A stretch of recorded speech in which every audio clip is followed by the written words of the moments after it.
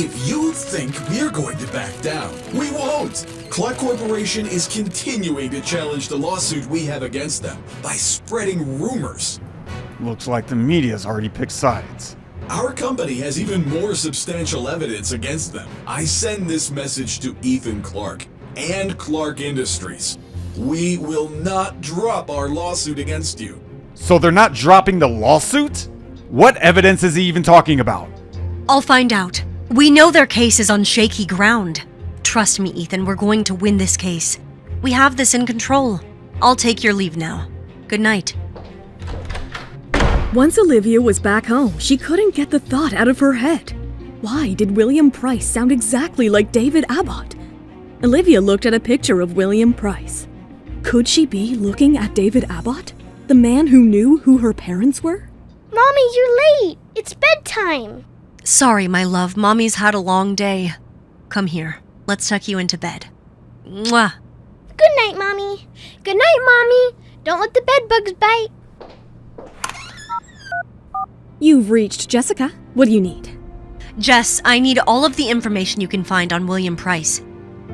William Price? The president of the Price Corporation?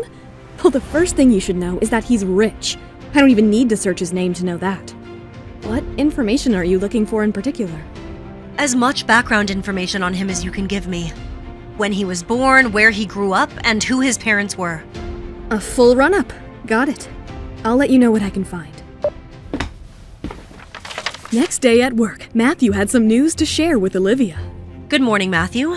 What's this document? This is a confirmation that you were right about the fake evidence against Ethan. It was Brett's assistant, Rachel, who created the fake text messages. This written testimony states Rachel had created the messages on Brett's computer in the hope that she could destroy Ethan's company and gain a promotion at William Price's. So William Price asked her to create the fake evidence. Now that I'm not sure about. Rachel wouldn't give the reason why she created the texts, even after I told her she could go to prison for fraud. Well, I'm sure someone had to tell her to create these messages. She didn't come up with this idea on her own. And I won't be surprised if Price would bribe someone to create false evidence. Have you ever worked with William Price before? No, because I don't work with crooks. I'm sorry if that sounds harsh, but I believe William Price is one of the most corrupt men in New York City. He presents himself as a stand-up businessman, but I don't have a good feeling about him. Is it because he's bringing a fraudulent lawsuit against one of your clients? I just have my doubts that he conducts his business in an ethical way. I'll see what else I can find about him. I'm heading out for lunch with Hannah. All right. See you later. Liv, you haven't touched your food. Is everything okay? This lawsuit is taking a toll on you, isn't it? No, it's not that. Something else has been bothering me a lot. I've been digging into who my birth parents are, and there is a man named David Abbott who may know something.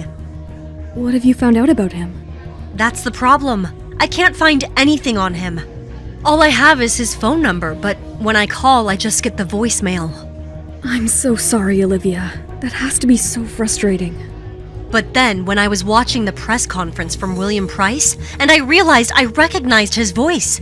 It's the same voice as David Abbott's. Are you serious? I know it sounds crazy. Maybe I'm just imagining things.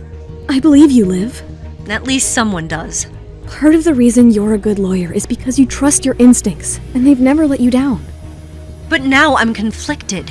William Price could know about who my birth parents are, but he's also bringing the lawsuit against Ethan. Do you remember when you moved back to New York City and you were so stressed about finding a job and a place to live and someone to take care of the twins? What did I tell you when you didn't know what to do? Take care of one thing at a time. Exactly. Mrs. Clark, you look ravishing, as usual. Oh, stop it.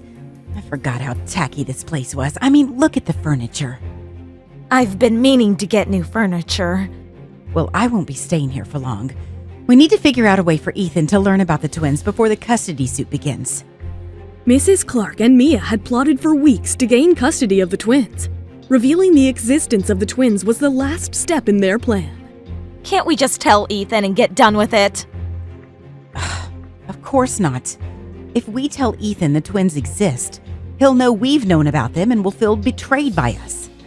So we need Ethan to discover the twins on his own. Exactly. Now you get it. Of course, Olivia has kept the twins extremely close to her ever since you kidnapped them from daycare. Since Olivia won't bring the twins to a public place, we need to bring the twins and Ethan together in private. But how do we do that? Do you expect me to have all the answers? I'm sorry, I can't think in the presence of this hideous furniture. Remind me I need to update my own decor before I have guests come to my house for the holidays. I'm hosting Thanksgiving this year. Oh, you are? I know how to get Olivia, Ethan, and the twins all together in one place. Olivia couldn't wait to show Ethan the testimony that Matthew had gathered, so she decided to pay Ethan a visit. Ethan, I know who the mole in your company is, and I can prove it. Was it who we thought it might be? Brett's assistant, Rachel. I'm not surprised at all. Do you realize what this means? It means we're going to win the case? Well, no, not necessarily. We've still got months, probably. Negotiation and research before we get there. But you know we're going to win. By the way, how did you confirm this information? Matthew did. It was pretty impressive, actually. He got opposing counsel to confirm it. Of course, Matthew. I shouldn't be surprised. He certainly takes a personal interest in your work. Ethan, if you have something to say it. I apologize. I shouldn't be teasing you. I appreciate what you've done for my company and for this case. Thank you. Why don't we celebrate? I'm sure I have something appropriate for us here if you don't mind a toast. And you can take off your coat. It's not raining inside the house. Olivia's heart felt like it was burning in her chest. Part of her wanted to lean across the counter and give Ethan the tightest hug, but another part wanted to throw the champagne in his face and ask why did he betray her. Do you want to take the call? Later. To us. For putting aside our history to work together. I really wasn't sure we could do it.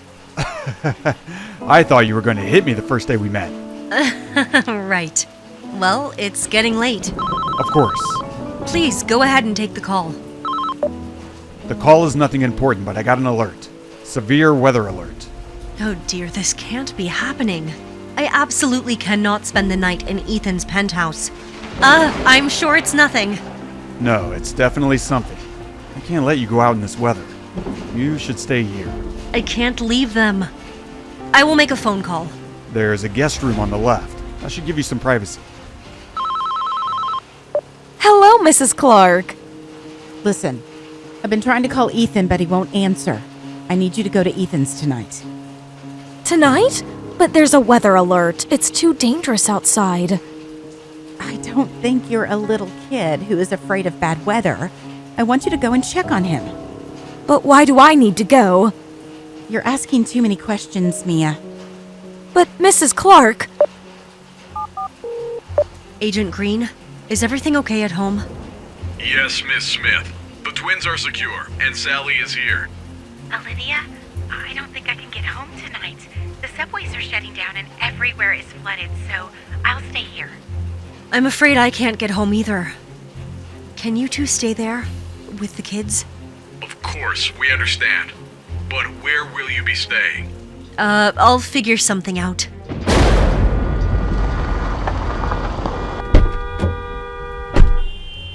Ethan? Are you sure you don't mind if I stay here? I don't think we have a choice, do we? Olivia couldn't believe her luck. She was stuck in Ethan's penthouse for the rest of the night, and unaware of Mia coming to see Ethan. Will this night bring them closer? Will Olivia be able to resist her old feelings? What will happen when Mia finds Olivia in Ethan's house? Hi, Olivia here. Please click on the link in description to listen to the full audio series. You can watch the next episode here in the playlist.